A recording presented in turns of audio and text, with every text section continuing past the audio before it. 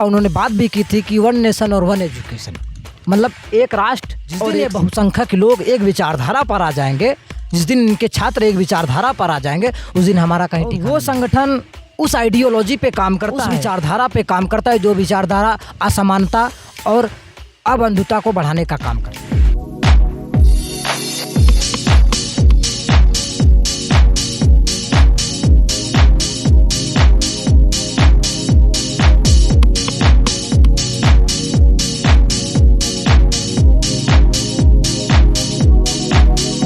नमस्कार दोस्तों, आप देख रहे हैं संदीप कुमार के साथ द विशेष समाचार अब बनारसी अंदाज में, और इसका स्पेशल शो स्वतंत्र विचार सीधा संवाद आपके साथ का एपिसोड नंबर 4। और आज का विषय है मूल निवासी विद्यार्थी संघ परिचय एवं व्यवहार। आज हमारे साथ उत्तर प्रदेश के जनपद जौनपुर के मूल निवासी विद्यार्थी संघ के जिला महासचिव जी हैं। तो आज हम लोग उनसे जानना चाहेंगे कि जो उनका संगठन मूल निवासी विद्यार्थी संघ है वो बहुजन मूल निवासी समाज में क्या कार्य कर रहा है, किस स्थिति में है, आगे की प्लान क्या है, इसकी स्थापना कब हुई, इसका उद्देश्य क्या है, इन सभी बातों पर हम लोग बात करेंगे। तो चलिए शुरू करते हैं आज का वीडियो और बने रहिए आप लोग बिल्कुल अंत तक। सबसे पहले सर आपका परिचय। सर मेरा नाम मूल निवासी राम सिंह, मूल निवासी विद्यार्थी संघ जिला महासचिव यूनिट जौनपुर। सबसे पहले तो सर आपसे ये पूछेंगे कि मूल निवासी विद्यार्थी संघ का स्थापना कब हुआ, किन लोगों ने किया और क्या उद्देश्य रहा। सर जो मूल निवासी विद्यार्थी संघ है इसकी स्थापना बामसेफ संगठन ने की और ये इसका स्थापना 13 जुलाई 2017 को हुआ था। बामसेफ के लोगों ने इसका स्थापना किया था। और इसका उद्देश्य क्या है? इसका उद्देश्य मूल निवासी Bahujan Samaj, SC ST OBC समाज में जो मूल निवासी छात्र छात्राएँ हैं उनको मूल निवासी बहुजन की जो विचारधारा है उस विचारधारा पर उन छात्रों को लाने के लिए और विचारधारा पर लाकर उनको सही संवैधानिक शैक्षिक अधिकार दिलाने के लिए मूल निवासी विद्यार्थी संघ बना है। मूल निवासी विद्यार्थी संघ के अलावा बहुजन समाज में बहुत सारे छात्र संगठन हैं, उनसे और आपके मूल निवासी विद्यार्थी संघ में डिफरेंस क्या है? सर सबसे बड़ा अंतर तो मूल निवासी विद्यार्थी संघ में ये है अन्य छात्र संगठनों से कि जो मूल निवासी विद्यार्थी संघ है ये समता और समानता की लड़ाई लड़ता है। ये जो संवैधानिक अधिकार है, जो संविधान में दिया हुआ है, जो संविधान में हमारे महापुरुष बाबा साहब अम्बेडकर ने लिखा है कि हमारे लोगों के जो अधिकार क्या होने चाहिए, उस अधिकारों के लिए मूल निवासी जो विद्यार्थी संघ है वो लड़ता है। जैसे आप देखेंगे आज एक भारत में एक संगठन है ABVP, अखिल भारतीय विद्यार्थी परिषद, और वो संगठन उस आइडियोलॉजी पे काम करता है, उस विचारधारा पे काम करता है जो विचारधारा असमानता और अबंधुता को बढ़ाने का काम करती है। वो है संगठन RSS। तो RSS का जो छात्र संगठन है उसका मुकाबला करने के लिए आपके पास क्या प्लान है?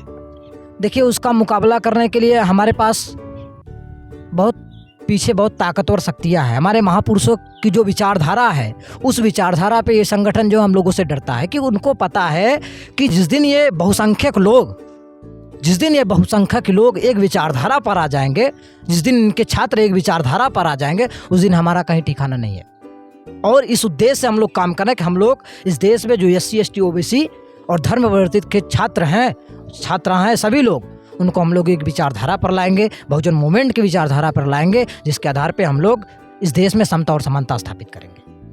स्कूलों, कॉलेजों और विश्वविद्यालयों में जो SC ST OBC समाज के जो छात्र हैं उनके साथ जो जुल्म जाती होती है, इस पर रोक लगाने के लिए और उनको न्याय दिलाने के लिए आपके पास कोई प्लान है? इसके लिए सर हम लोग लगातार काम कर रहे हैं और अभी हमारी जो टीम है, चाहे वो प्रदेश लेवल की हो, चाहे वो जिले लेवल की हो, चाहे वो राष्ट्रीय लेवल की हो, वो इस क्षेत्र में लगातार काम कर रही है। और अभी आपने सुना होगा कि जो केजरीवाल जी हैं दिल्ली के, उन्होंने दिल्ली में स्कूलों के प्रति बड़ा अच्छा काम किया, ऐसा प्रचार होता है। और हमारे संगठन के लोगों ने या कहूँ हम लोगों ने एक संगठन के लेटर पैड पे हम लोगों ने लिखा, उन्होंने बात भी की थी कि 1 नेशन और 1 एजुकेशन, मतलब एक राष्ट्र और एक शिक्षा की बात तो करते हैं। जी बिल्कुल। हम लोगों ने मूल निवासी विद्यार्थी संघ के माध्यम से लेटर पैड पे लिखा, उनको ज्ञापन दिया कि भाई क्या आपके बच्चे उस सरकारी विद्यालय में पढ़ते हैं जिस विद्यालय में गरीब का बच्चा पढ़ता है। हम लोगों ने विद्यार्थी संघ के पैड पे बातें लिखी, लेकिन आज तक कोई जवाब नहीं आया। इसका मतलब कि जो मनुवादी के लोग हैं, उस विचारधारा के लोग हैं, वो लोग केवल बातें करते हैं कि 1 नेशन 1 एजुकेशन, लेकिन उस पर काम नहीं करते हैं। जो नई शिक्षा नीति 2020 आई थी उसमें और जो पुरानी नई शिक्षा नीति थी जो सरकार चलाती थी, जो बदल दिया गया, तो उसमें आप कमियां खामियां क्या देखते हैं और अच्छाइयां क्या देखते हैं? सर, जो कमियां की बात है नई शिक्षा नीति 2020 की, उसमें आज के समय में जो वो शिक्षा नीति आई हुई है, उस शिक्षा नीति में शिक्षा का दोहरीकरण हुआ है। शिक्षा का दोहरीकरण, उदाहरण के तौर पर शिक्षा का महंगीकरण और दोहरीकरण का आपको उदाहरण देता हूँ कि आज 2 तरह की शिक्षा है देश में। आज 2 तरह की शिक्षा है। अभी मैं 1 नेशन 1 एजुकेशन की बात कर रहा था, वो केवल बात है, लेकिन क्या है, क्या रियल, क्या असलियत क्या है कि जो जिसके पास पैसा है, जो पढ़ा लिखा है और जिसके पास पैसा है, धन है, वो उसके बच्चे जो है कॉन्वेंट स्कूलों में पढ़ते हैं, उसके बच्चे बढ़िया स्कूल में पढ़ते हैं, हायर स्कूल में पढ़ते हैं। लेकिन जिनके पास पैसा नहीं है, जो समाज मजदूर है, जो समाज गरीब है, उनके बच्चे प्राइमरी पढ़ते हैं, सरकारी स्कूल में पढ़ते हैं। और सरकारी स्कूलों की जो व्यवस्था है और जो प्राइवेट स्कूलों की व्यवस्था है, दोनों में आपको अंतर दिखेगा। क्यों अंतर है? क्योंकि ये जो सरकार की नीति है शिक्षा में दोहरीकरण का, वो केवल हमारे समाज के SC ST OBC समाज को शिक्षा से वंचित करने का है। क्योंकि गरीब कौन है? गरीब SC ST OBC समाज है, गरीब यही है। और उस विद्यालय में या सरकारी विद्यालय में पढ़ता कौन है? SC ST OBC समाज के बच्चे पढ़ते हैं। भाई जिसके पास पैसा वो पढ़ेगा? नहीं पढ़ेगा। जिसको पास पैसा नहीं है वही पढ़ा रहा है, तो उनको जो है किस तरह की शिक्षा मिल रही है हम लोग जाकर देख रहे हैं।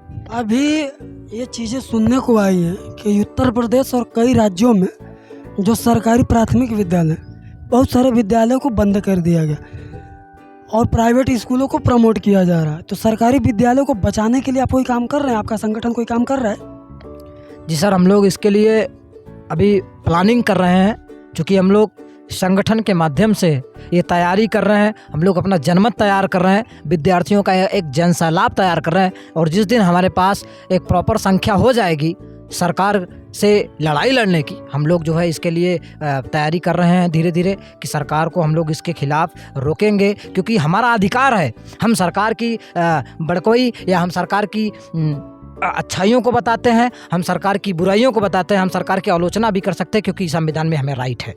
शिक्षा में निजीकरण जो हुआ है, इसको आप कहाँ देखते हैं? शिक्षा में जो निजीकरण की बात है, अभी मैं बता रहा था आपको कि जो शिक्षा में जहाँ तक बात है पैसे की, जो निजीकरण के साथ साथ जो हमारे समाज के लोगों को गुमराह किया जा रहा है। और जो सरकारी विद्यालय है उनमें क्या होता है कि उनमें सरकार के हिसाब से चलती है और उनमें फीस कम होती है, और प्राइवेट विद्यालय में फीस ज़्यादा है।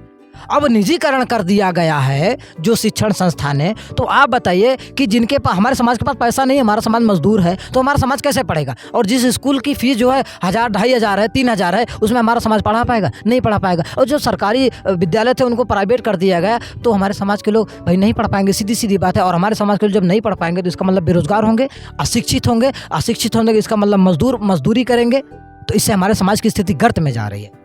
दिल्ली में और BHU में और ऐसे न जाने कितने यूनिवर्सिटियों में जो मूल निवासी बहुजन समाज के जो प्रोफेसर हैं, जो टीचर हैं, उनके साथ भी दुर्व्यवहार हो रहा है। तो इस पर क्या कहेंगे? इनको कैसे सुधारा जाए, कैसे इस चीज़ को रोका जाए? वैसे तो सर हम लोग जो जातिगत प्रताड़ना होती है, जहाँ हम लोगों को सूचना मिलती है, हम लोग उसके लिए काम करते हैं। और उसके लिए एक संगठन है मूल निवासी संघ, जो उसके लिए काम करता है। हम लोगों का छात्रों का संगठन है। हम लोगों की जहाँ तक पावर बनती है, हम लोग छात्रों का संगठन, तो भाई हम लोग छात्रों के लिए काम करते हैं। लेकिन विचारधारा की जहाँ तक बात है, हम लोग समता और समानता की विचारधारा को मानने वाले लोग हैं। जहाँ इस तरह की कोई समस्या होती है, हम लोग तत्पर रहते हैं, संगठन को लेकर के, समाज को लेकर के, जहाँ हक और अधिकार की लड़ाई लड़ते हैं। इसके लिए हम लोग सरकार को चुनौती भी देते हैं कि ऐसा नहीं होना चाहिए। अगर आप ऐसा करेंगे तो हम लोग आपके लिए संवैधानिक कार्रवाई करेंगे। आपने बार बार समता और समानता की बात की और मूल निवासी समाज की भी बात कर रहे हैं, तो क्या अगर ज़रूरत पड़ गई सवर्णों को आपकी, अगर कोई सवर्ण छात्र है और उसे न्याय नहीं मिल रहा है, तो क्या आप उसके सपोर्ट में खड़े हो पाएंगे? जी बिल्कुल। हमारे जो बहुजन हैं उनकी एक विचारधारा है, मैं बता रहा हूँ ना, कि समता समानता की। अगर वो हमसे मदद लेते हैं या चाहते हैं कि नहीं कोई मदद नहीं कर रहा है, ये छात्र संगठन है जो हमारी मदद करेगा, अगर उनकी बातें सही है, मतलब उनका जो मांग है या उनकी जो मतलब समस्या है वो लीगल है, तो हम लोग उसके लिए तैयार हैं, हम लोग काम करेंगे। अब तक जनपद जौनपुर में आपकी कितनी सदस्य टीम हुई होगी, कितनी आपने फौज बना ली है पूरे जनपद जौनपुर में? हम लोगों ने लगभग 50 गाँव में ये विद्यार्थी संघ का काम कर रहे हैं। हम लोग अभी, हम लोगों की जो मेंबरशिप आती है, हम लोग उसमें काफ़ी सहभाग करते हैं। हम लोग विद्यार्थियों का, हम लोगों के पास जौनपुर में 500 की लगभग 500-600 के आसपास टीम तैयार हो चुकी है। और हम लोग कोशिश है कि पूरे जौनपुर में हम लोग इस संख्या में और वृद्धि करें और लगातार काम कर रहे हैं। एक नई चीज़ आपके यहाँ से मुझे सुनने को मिली कि आप लोग हर गांव में शिक्षा के लिए कोचिंग सेंटर खोल रहे हैं, इसका क्या पर्पज़ है? सर, इसका पर्पज़ ये है कि जो हमारे समाज में गरीबी है और उसके आधार पे हमारे लोग जो अपने बच्चों को सही शिक्षा नहीं दे पा रहे हैं, और सरकार की जो शिक्षा की नीति है उस नीति को हम लोग देख रहे हैं, उसके हिसाब से हम लोगों ने ये तय किया है कि हमारे समाज के जो बच्चे, हम लोगों ने मेजर किया, हम लोगों ने पता किया कि 8 में चले जा रहे हैं, 7 में चले जा रहे हैं, लेकिन उनको 8 की चीज़ें, 7 की चीज़ें या उनके नीचे की चीज़ें नहीं आ रही हैं। तो अगर इसी तरह का बना रहा तो हमारे लोगों की स्थिति बेकार हो जाएगी। इसलिए हम लोगों ने 1 से 8 तक के शिक्षण संस्थान खोल रहे हैं, जिसमें से हम लोग संगठन के द्वारा टीचर रखते हैं और अपने बच्चों को जो शैक्षिक स्तर से कमज़ोर हैं, विद्यालयों के द्वारा कमज़ोर हैं, हम लोग वहाँ उनको अलग से शिक्षा दे करके मजबूती लाने का काम कर रहे हैं। और इसमें हम लोग 2 तरह की शिक्षा देते हैं, एक है सामाजिक शिक्षा और एक है शैक्षणिक शिक्षा। जो स्कूलों में पढ़ाया जाता है वो शिक्षा भी हम लोग देते हैं, और जो सामाजिक शिक्षा है, जो हमारे बहुजनों की विचारधारा है, जो हमारे बाबा साहब अम्बेडकर ने कहा था कि हमारे लोगों को वो शिक्षा की ज़रूरत है जिससे वो अपने समाज का भला कर सकेंगे, वो बाबा साहब 18 मार्च 1956 को आगरा में आंसू बहा के कहें कि हमारे लोगों को सामाजिक शिक्षा की भी ज़रूरत है। बाबा साहब ने उसके पहले कहा था कि शिक्षित बनो, और बाबा साहब उसके बाद काम किए और उनको ये पता चला कि शिक्षा की जो स्तर है उस शिक्षा, केवल शैक्षणिक शिक्षा लेकर के हमारे लोग अपना और अपने समाज को धोखा दे रहे हैं। इसलिए बाबा साहब अम्बेडकर 18 मार्च 1956 को ये कहते हैं कि हमारे लोगों को शैक्षणिक शिक्षा के साथ साथ सामाजिक शिक्षा की भी ज़रूरत है। जब हमारे लोगों को सामाजिक शिक्षा और शैक्षणिक शिक्षा होगी तो हमारे लोग अपना और अपने समाज का भला करेंगे। और ये नियम है कि जब तक 2 तत्व नहीं मिलता तब तक तीसरे तत्व का निर्माण नहीं होता है। सामाजिक शिक्षा और शैक्षणिक शिक्षा जब दोनों आपस में मिलते हैं तो सम्यक शिक्षा का निर्माण होता है, जिसको पूर्ण शिक्षा कहा जाता है। और हम लोग अपने समाज के लोगों को यही शिक्षा देने का काम कर रहे हैं। भारत के युवा बेरोजगार छात्र छात्राओं और जो प्राथमिक स्तर पर पढ़ने वाले बच्चे हैं, इन सब के लिए आपका कोई खास जन संदेश?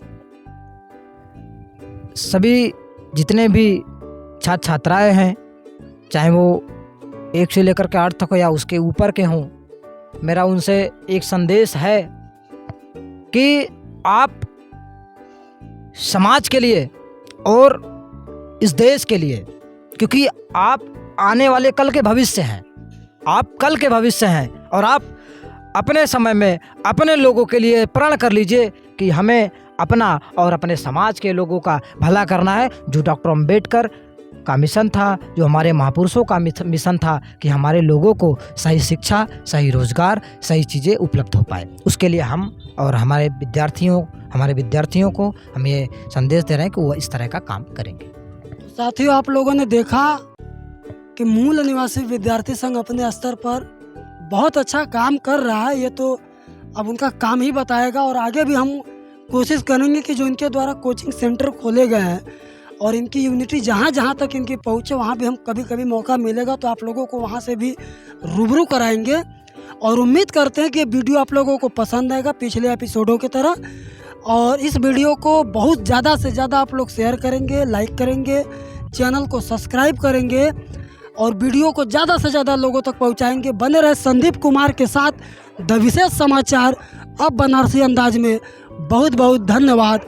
जय भीम, जय भारत।